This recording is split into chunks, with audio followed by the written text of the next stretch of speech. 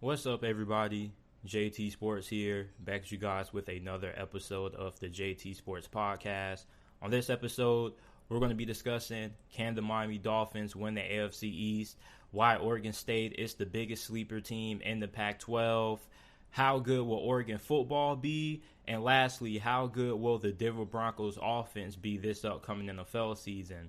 If this is your first time listening to the JT Sports Podcast, welcome. I appreciate you for tuning in. Make sure that you follow me on all of my social media platforms. My Instagram is at JTSports_, and you can follow me on Twitter at JTSports__. And if you haven't already, make sure that you are subscribed to my YouTube channel, which is JT Sports.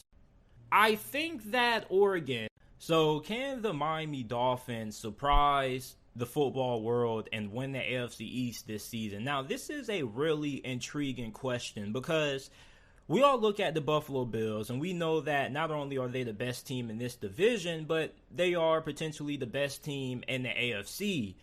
But Miami is a team that has a pretty high ceiling. And it really all depends on how good Tua plays and how good of a coach Mike McDaniel is.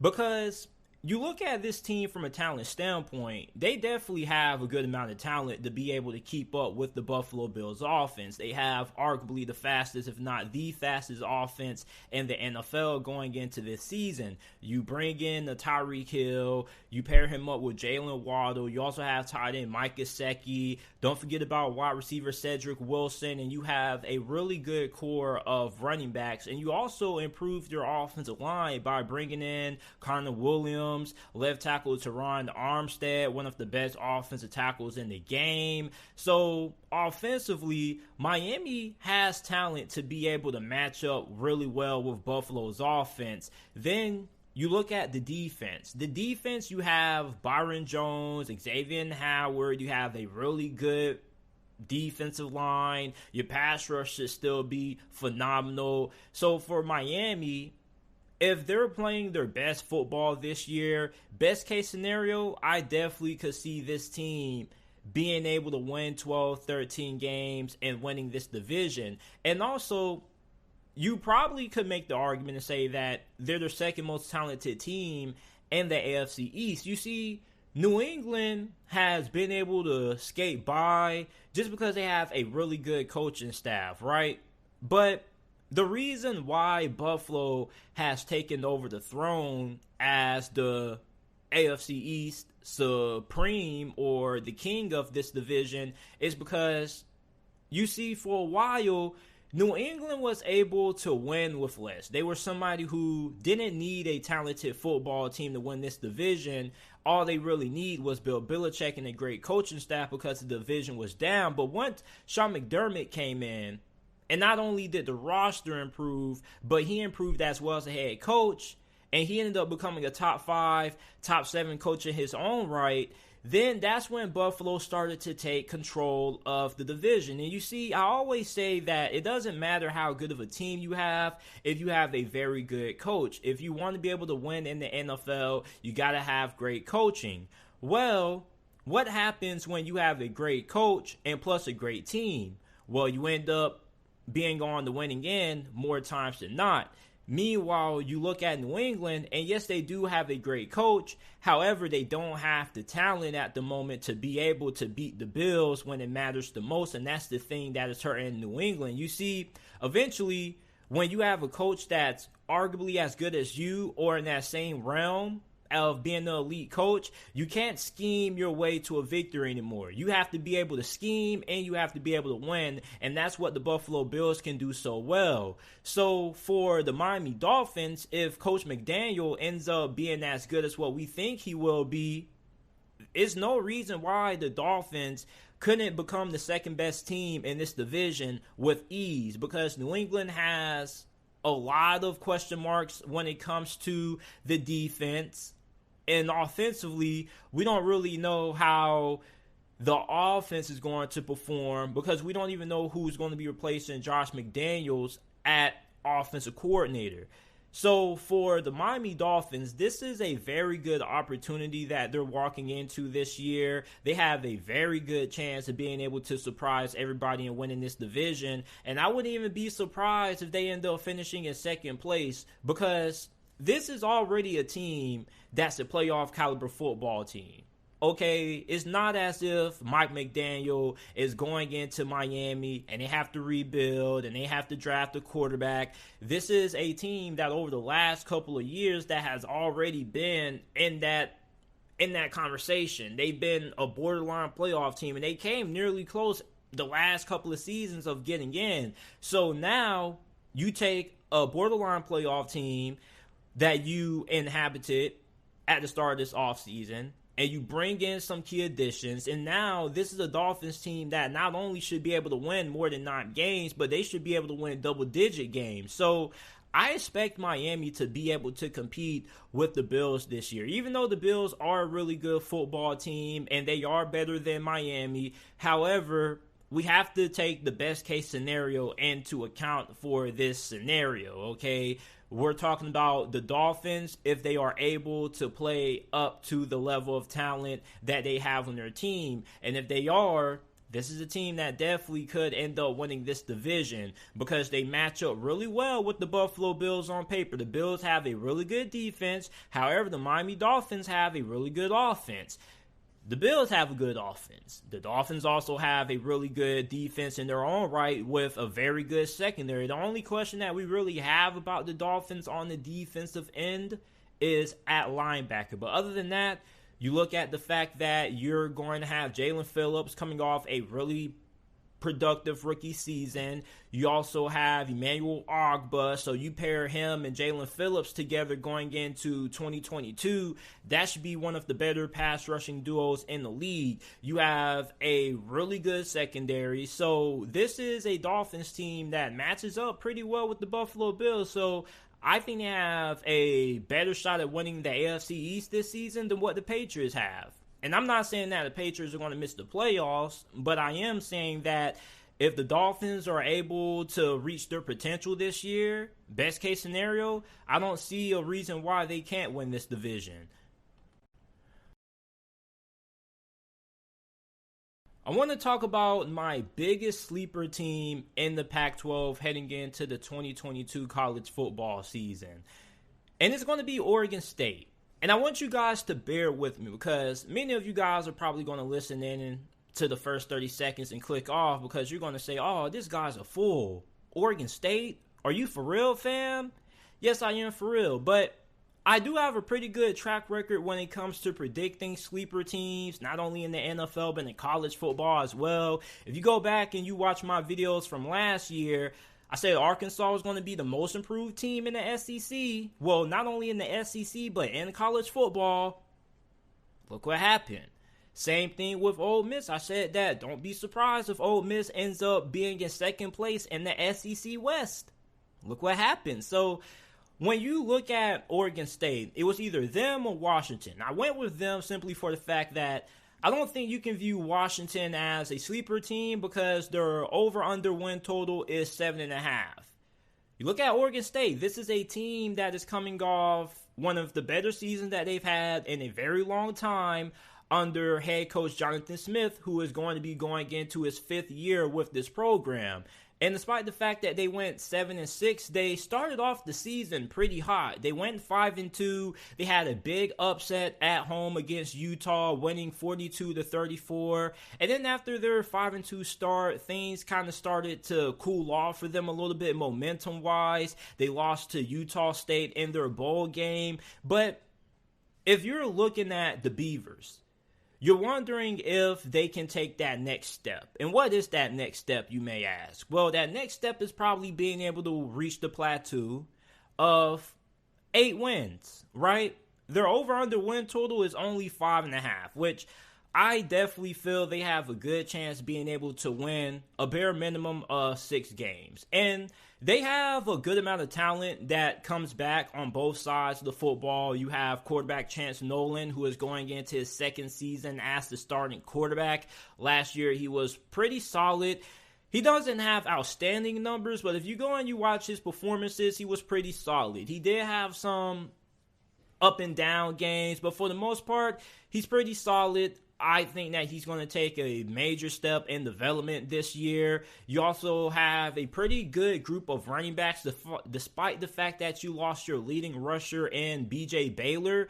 You have true freshman Damian Martinez, who is 5'10", 220 pounds. He was a 3-star recruit coming out of this past year's recruiting class, and he has pretty much been the talk of spring camp for Oregon State. He's been really impressive. A lot of coaches have been really thrilled with how fast he's picked up the scheme in the playbook. So look for him to have a pretty solid role this year on this team. You also have Deshaun Fenwick, who probably is the best running back that you have on the team at the moment. 78 carries, 448 rushing yards, 5.7 yards per attempt, and 4 touchdowns in 2021 for him. You also have Trey Lowe, who's also really productive, coming off a solid 2021 campaign as well. You return 3 out of 5 starters on the offensive line. You actually had 3 of your starters who were selected to Athlon Sports Pac-12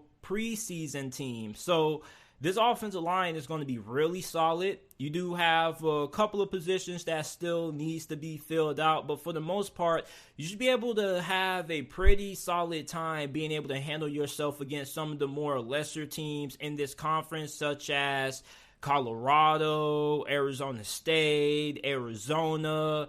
When it comes to the wide receiver position, you did lose your leading wideout from last year, Trayvon Bradford, but you have Treshaun Harris, who was second on the team in yards, receptions, and touchdowns. You also have Tyjon Lindsey, Anthony Gould.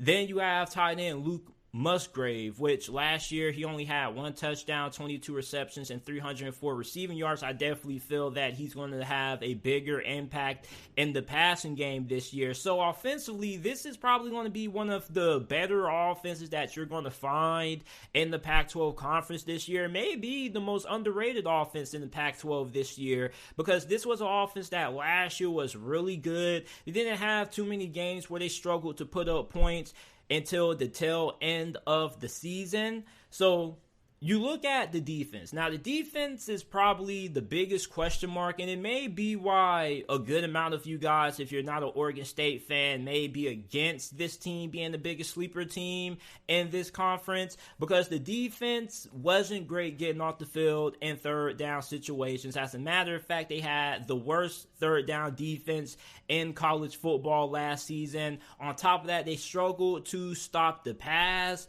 and a large reason for their struggles in the passing game was because they didn't have a good pass rush. As a matter of fact, they were one of the worst teams in all of college football when it came to getting pressure on the quarterback. However, you look at their outside linebackers and their defensive line going into this season. We don't know how good the defensive line is going to be per se. They have a couple of guys that they're banking on to take a big step in improving this all season, but we don't really know how they're going to perform. But their coaching staff has a lot of confidence in the depth that they have at outside linebacker. They may not have as much confidence in the defensive line as they do when it comes to outside linebacker, but this coaching staff feels as if this is the deepest that they've been at outside linebacker in a while. You have Corey Stover, who could take a major leap this year. You also have a 4-star transfer from the University of Florida and Andrew Chatfield Jr. He was a 4-star coming out of the 2018 recruiting class. He transferred to Oregon State during the 2021 season, so he didn't play. And despite the fact that he didn't see a lot of action during his playing career with the Gators, 2020, he did have a little bit of an impact. He had 2.5 sacks, and he did receive a lot of praise over the spring from this coaching staff at Oregon State. So you feel really good about what you're going to get from your linebackers in terms of the pass rush this year. Inside linebacker, you have Omar Speights, 87 tackles, 2 interceptions, 2 fumble recoveries, one of the best linebackers in this conference, one of the more underrated defensive players in college football.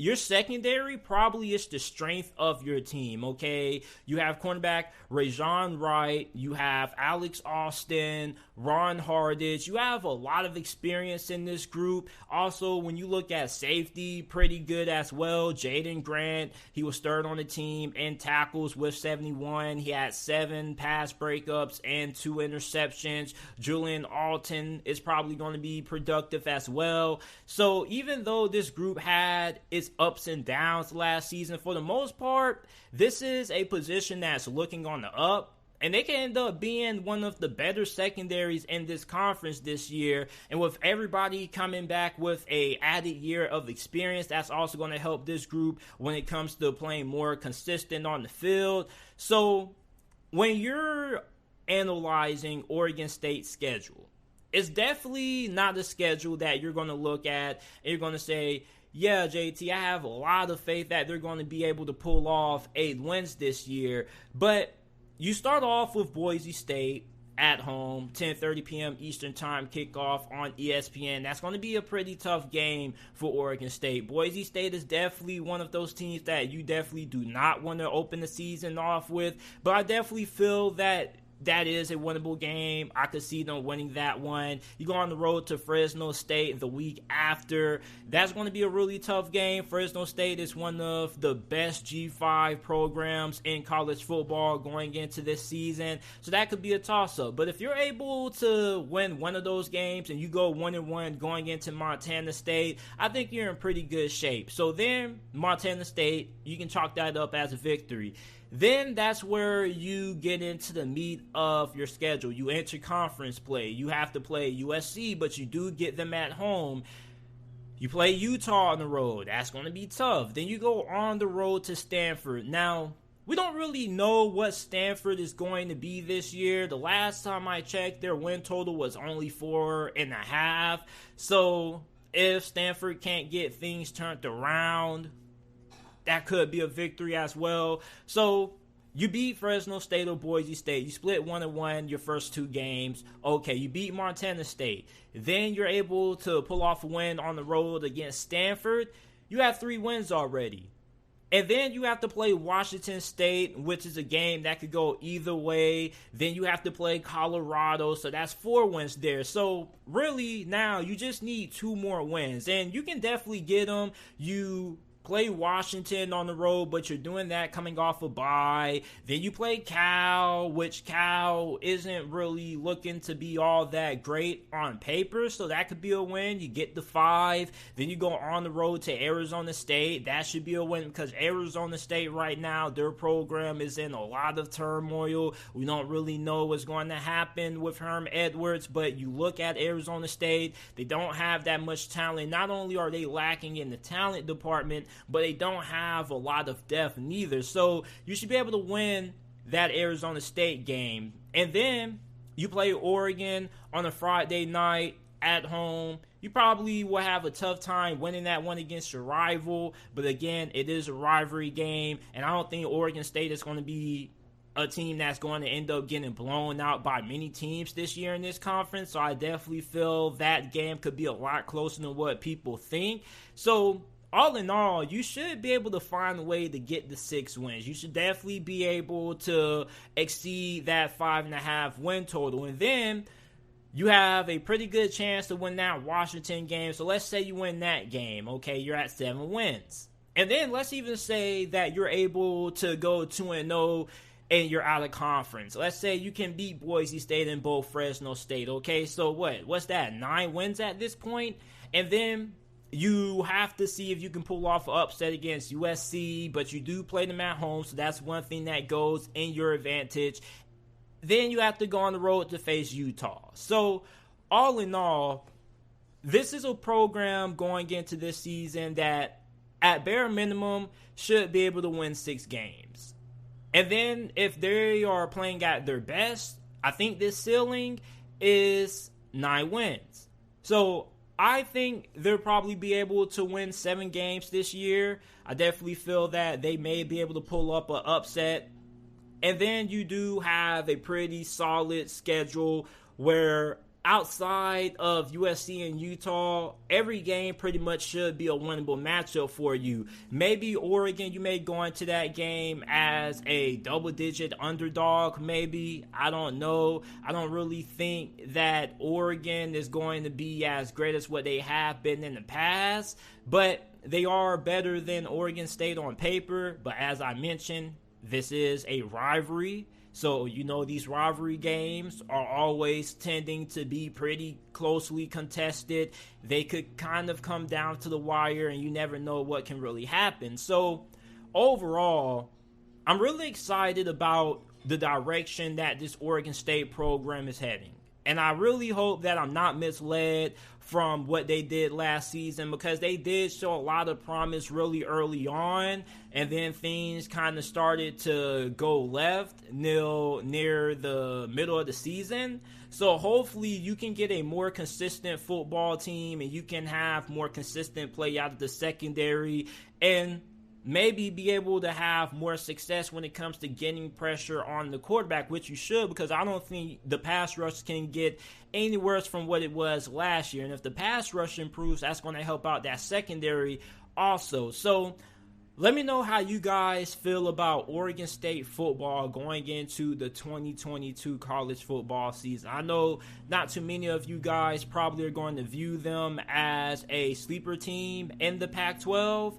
However, I definitely feel this is a team that has a pretty high ceiling, and I think that if you're somebody who likes to bet, I could definitely see them exceeding that 5.5 over-under win total in 2022.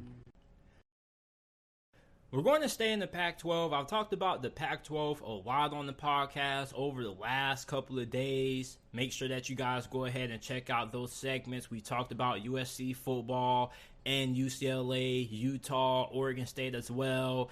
And one of the last teams that we're going to be talking about is Oregon. And Oregon is a team that many people are kind of overlooking in a sense, because they bring in a new head coach in Daniel Lanning, formerly the defensive coordinator for Georgia. And we know that Oregon has a lot of talent. Their over-under win total going into this season is 8.5. So that shows you that people in Vegas are showing Oregon a lot of respect.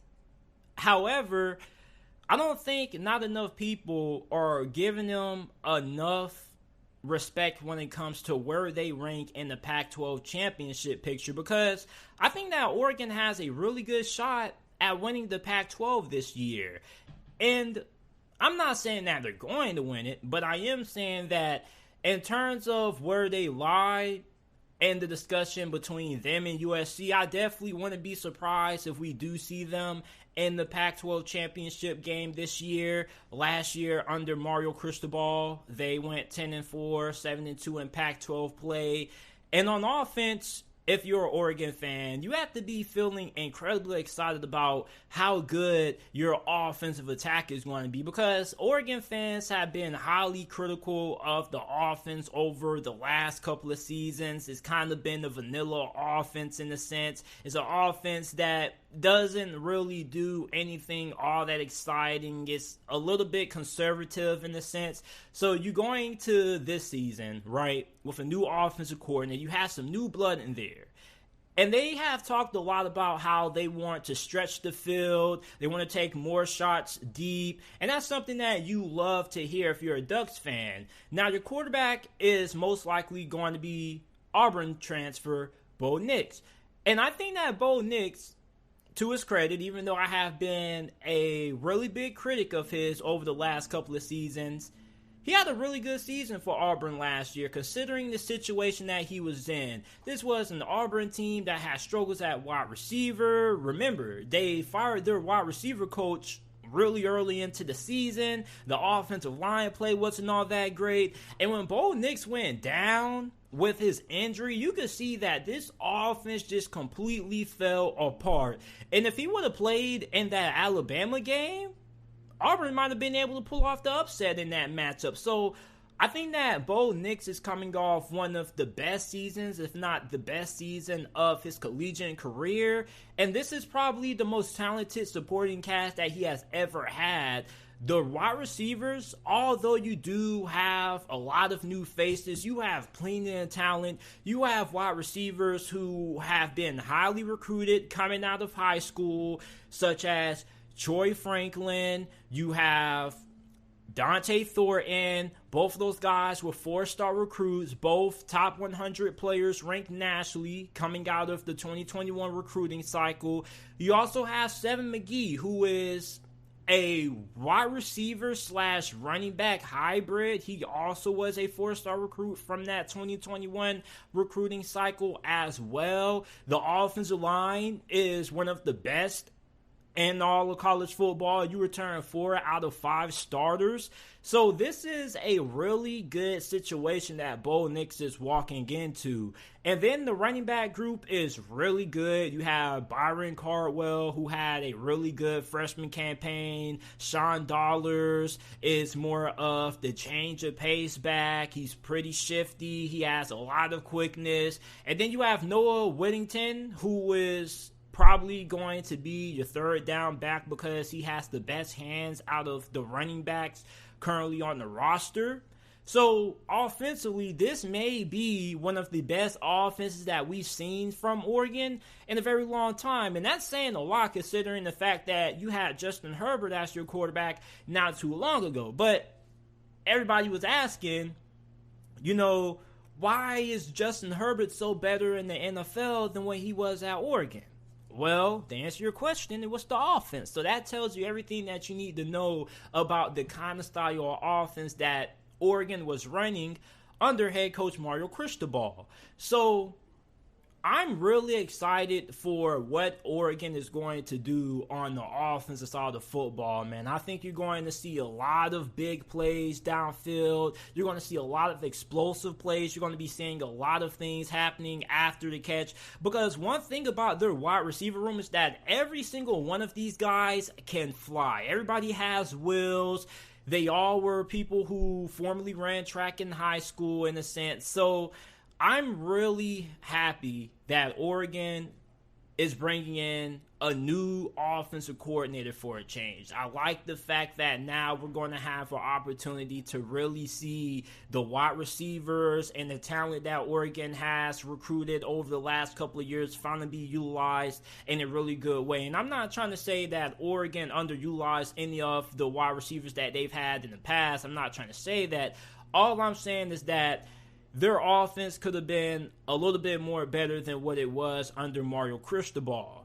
Now, the defense side of football, that's probably where many people, if you're a USC fan or a Utah fan, you're probably going to say, man, JT, the defense stunk last year. There's no shot that Oregon's going to be able to make it to the Pac-12 championship. Well, even though the defense wasn't all that great, it should improve with the fact that you have Dan Lanning as your head coach, and with him being the defensive coordinator for Georgia over the last couple of years, he should be able to turn around this Oregon Ducks defense. And it's not as if Oregon doesn't have no talent on defense at all. They've recruited pretty well. Their defensive line should be pretty solid. Your linebackers, you have Noah Sewell, who had 114 tackles in 2021, which led the team. You have Justin Flo. Really excited to see what he can do finally with him being able to get on the field. Hopefully he can stay healthy. He's only played in, 2 games over the last couple of years. So with him being able to come in and if he can stay healthy, I think without a question he ends up being one of the best linebackers in the nation. If that ends up holding true, then you have the best linebacking core in college football with Noah Sewell and Justin Flo.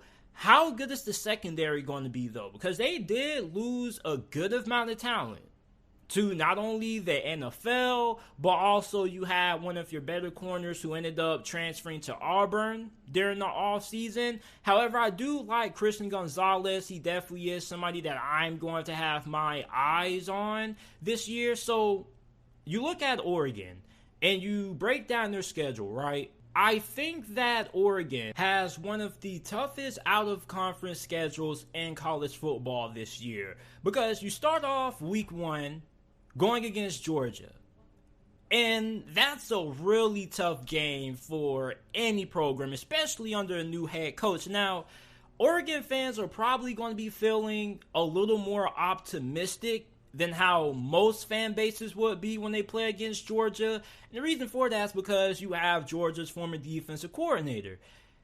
However, Oregon fans are probably going to say, JT, we have a great chance winning that game because Dan Lanning knows Kirby Smart, he knows Georgia's system, he knows what they like to do on the defensive end. We're going to be pretty prepared. Understandable.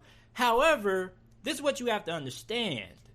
Georgia is Georgia for a reason. They have recruited at a very high level, a really elite level, and on top of that, it's not going to be all that hard for Kirby Smart to switch things up.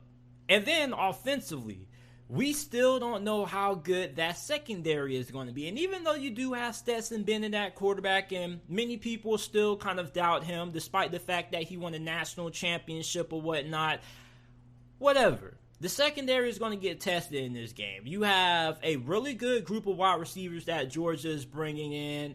Reek Gilbert is somebody who I'm really excited to see. What's going to happen with Brock Bowers? Who's going to end up defending him? So there are a lot of things that you have to take into account as an Oregon fan going into that Georgia game. And if you guys want me to, I can end up breaking down that game. Even though it's a couple of weeks away, we still have a very long while to go until week 1 of the college football season. But if you're interested in hearing my thoughts more in depth on that matchup, let me know down in the comment section down below if you want to hear that, if you're listening to this on YouTube. But that Georgia game, I'm not going to say it's going to be an automatic L, but it's going to be a pretty tough game that I'm going to have a hard time seeing Oregon win. I think that Oregon is definitely going to be able to maybe hang around for a couple of quarters or two, but I do expect Georgia to be able to pull away in that game.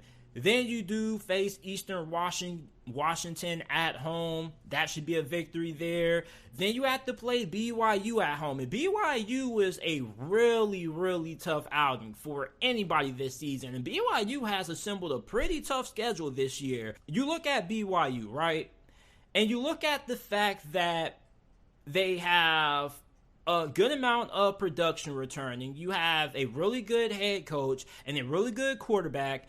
Oregon definitely is going to be in for a dogfight in that game. So I'm not going to say they're going to lose that game. I think they have a really good shot at winning that one. But you have two really tough games to start the season. Week 1 and Week 3.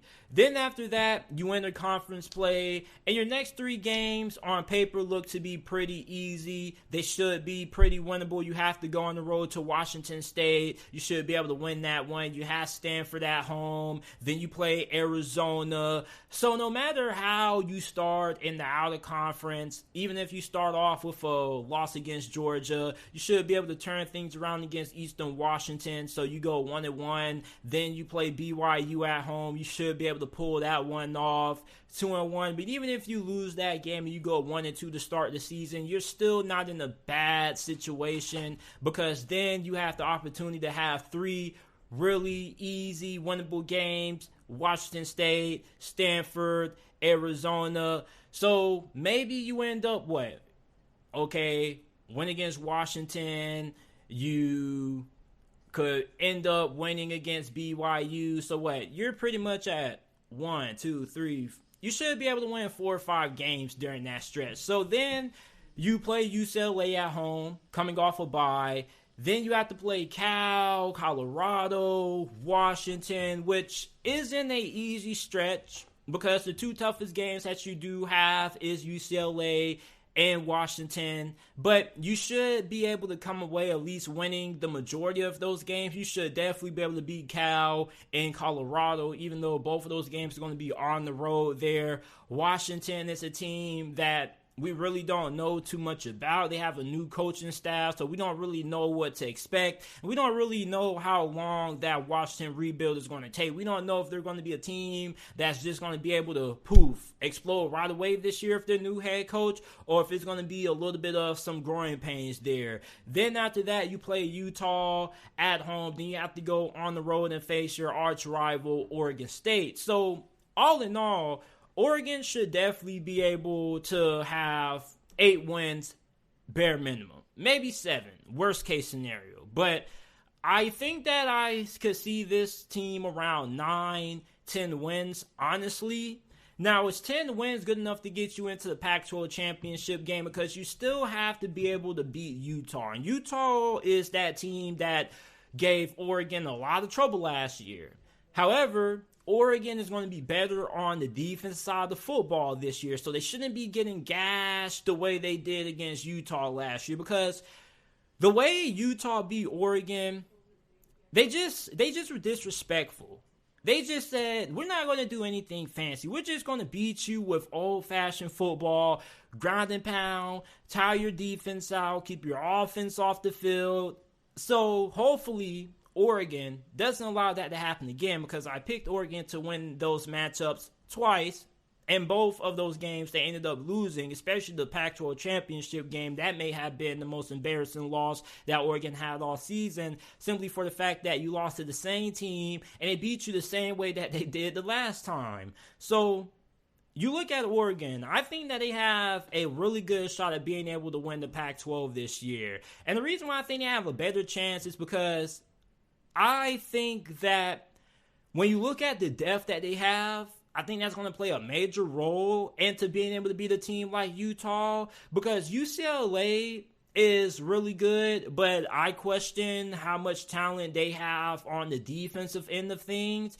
And then on top of that, you question USC when it comes to how much depth they have on both ends of the football, the offensive line and on the defensive side of the football. So for Oregon, I think that you have a really good shot at being able to not only win 10 games, but to be able to surprise some people and win this conference. So let me know how you guys are feeling about the Oregon football program going into the 2022 college football season. Do you guys feel that they can win the Pac-12 this year? Let me know down in the comment section down below.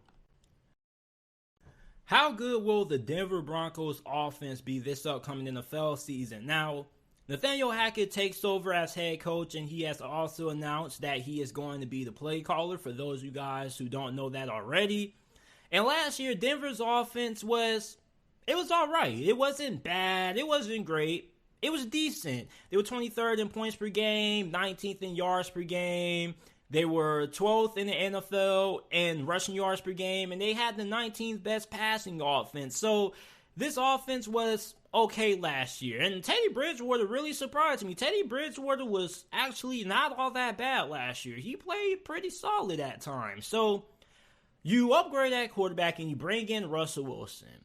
And Russell Wilson, some people think that he has regressed, which I don't know if I'll say he has regressed, because I still think that Russell Wilson is just as good as how he has been in the past. But I can understand why some people say that Russell Wilson has kind of taken a step back. I was arguing with a friend of mine a couple of weeks ago and was going back and forth about Russell Wilson. He was saying that Russell Wilson isn't even a top 8 quarterback no more. And I was saying, bro, what's wrong with you? You don't think Russell Wilson is a top 8 quarterback? Look what he's done with the Seattle Seahawks the last couple of seasons. Without Russell Wilson, there pretty much is no Seattle making it into the postseason as many times that they've had over the last, 3-4 years, because they haven't really had outstanding offensive line play, and their defenses haven't really been all that great neither. And even Pete Carroll said at some point during last year when Russell Wilson had to miss time with injury, he said that if it wasn't for Russell Wilson, we wouldn't have been able to have the success that we've had for so long. So Russell Wilson was really the Seattle Seahawks in a sense. So you bring him to Denver, and Denver fans have always felt that they are just a quarterback away. You got your quarterback now. Now your whole entire offense should just boom, it should explode. You have a really outstanding group of wide receivers. You have Courtland Sutton, Jerry Jeudy, Tim Patrick, KJ Hamler. Courtland Sutton last year, many people thought he was going to be in for a big season, but even I had a feeling that he was going to kind of have a letdown year. Not because of him, but simply for the fact that you were going to have Teddy Bridgewater at quarterback. With Russell Wilson at quarterback, I think that you're going to see Courtland Sutton definitely end up playing at the level that many people thought that he would last year. And I'm going to say it again before you guys start screaming at me in the comment section. I'm not saying that Courtland Sutton had a disappointing season last year because of him. It was because of his quarterback situation. Russell Wilson is the best deep ball thrower in the NFL. So you pair him up with Courtland Sutton, who happens to be one of the best deep threats in the league. You should see Courtland Sutton end up having a Pro Bowl caliber season this year.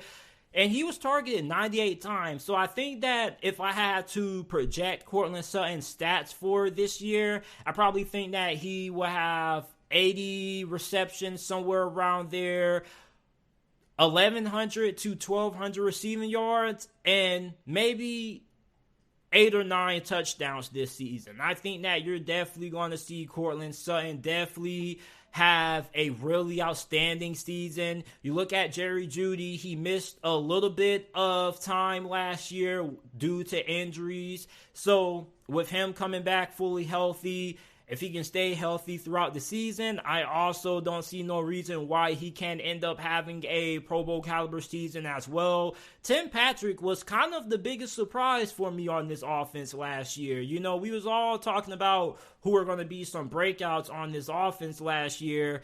And there was a good amount of Denver Broncos fans who told me that I was overlooking Tim Patrick. He had a really good training camp, really good spring season, but you know, I can only cover as so many players because I talk about almost every single NFL team. So I apologize if I don't know every single breakout stud from every roster. But Tim Patrick had a really solid year last year. 53 receptions, 734 receiving yards, and 5 touchdowns. And at times, he seemed to be Teddy Bridgewater's go-to target at moments. He was really good when it came to moving the chains. He also found the end zone more than any other wide receiver on the roster. So I'm definitely going to give Tim Patrick his flowers. And then you have tight end Albert O. I really want to try to pronounce his last name because I love saying these last names, but you guys already know how it goes.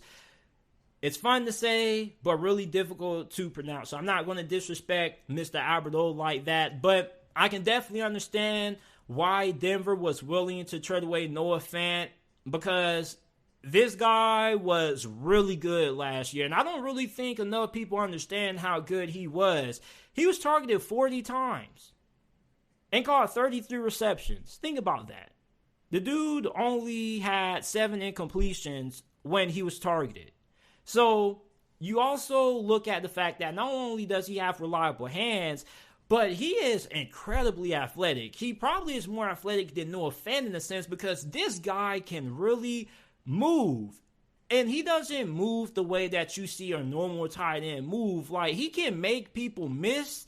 And he doesn't have to run through you. Like, he can get really shifty. He can get jiggy on you. And I was really surprised when I was watching Alberto play last year. I was saying, whoa, is this really a tight end? He looks as if he could play a little bit of receiver because he can really move. And he's a little shifty, really nimble in the open field. He has really good speed. So I'm really excited about Alberto. I'm going to pick him up on a lot of my fantasy rosters. I don't know if I'm going to start him, but I'm just going to have him on my bench just in case he ends up going off. Because you see, there's so many weapons in the passing game for Denver that I don't think that Alberto is going to get as much volume to have the kind of season that many people are hoping that he can have. When I've been looking at some stat predictions, I've seen 800, 900 yards. I don't know if he's going to be able to reach that threshold because if he's going to have 800, 900 yards, you're telling me that he's going to end up having at least 70 or 80 targets this year. And I really can't see that. I think he'll probably be around 50 or 60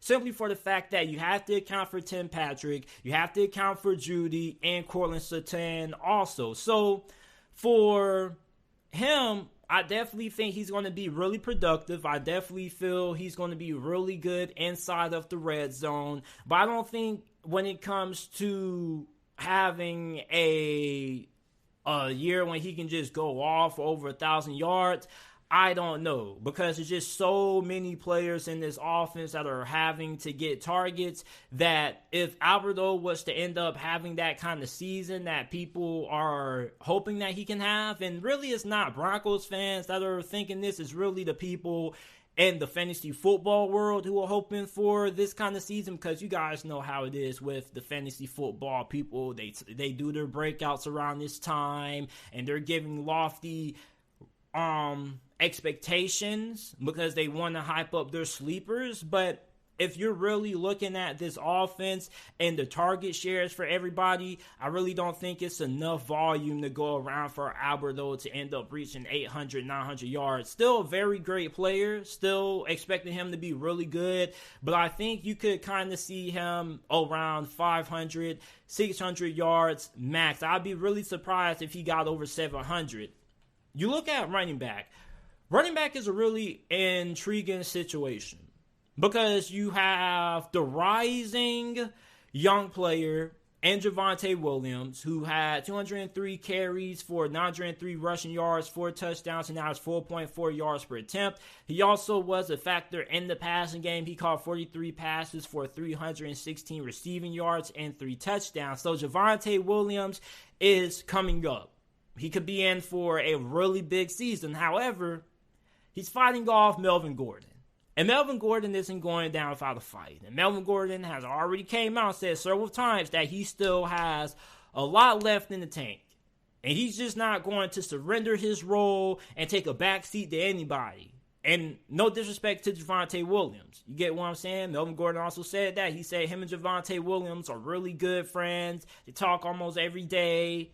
But he's not taking a backseat to nobody. He still has a lot to prove, and he can still be a really productive halfback. And Melvin Gordon, to his credit, he was solid last year, had the same amount of carries, 918 rushing yards, 8 touchdowns, 4.5 yards per attempt. So we're definitely still going to see a two-headed attack. The only way that I really see Javonte Williams really just taking over and getting the majority of carries is if Melvin Gordon ends up going down with an injury and ends up missing time. Then that's where I can see Javonte Williams starting to get the bulk load of the carries. But if Melvin Gordon does stay healthy for the whole entire season, I still expect to see a two-headed attack, a two-headed rotation.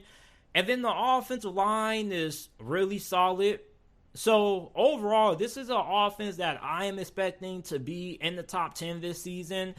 I'm expecting big things out of Russell Wilson. I think he's going to end up putting up phenomenal numbers. He could be in for the best season of his career because remember in Seattle, he never really had an offensive line this good. And he never really had a legitimate running game for the most part. There were many seasons when Russell Wilson was carrying the load on the ground for Seattle at times. So I think that this is going to be a phenomenal offense, even though I don't know how good of a play caller Nathaniel Hackett is going to be. But when you have a elite quarterback, he can make a below average or average play caller look better compared to if you had a Drew Lock or Teddy Bridgewater at quarterback. So for Russell Wilson, I think that he's going to pick up from where he left off last year. I still think he's one of the best quarterbacks in the league. He's definitely in my top 10. Don't know about many of you guys, but I still regard him as one of the best quarterbacks in the NFL. And I think that he's going to be in for a season when maybe he could be in the MVP conversation, because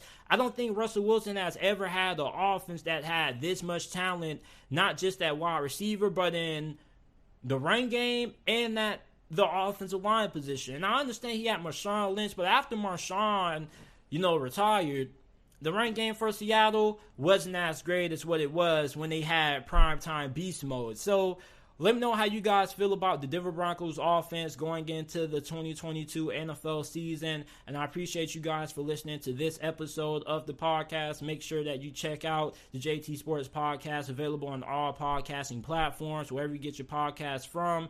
Apple Podcasts, Google Podcasts, Spotify Podcasts, the JT Sports Podcast is available on every single podcasting platform. And I will see you guys with another episode of the JT Sports Podcast.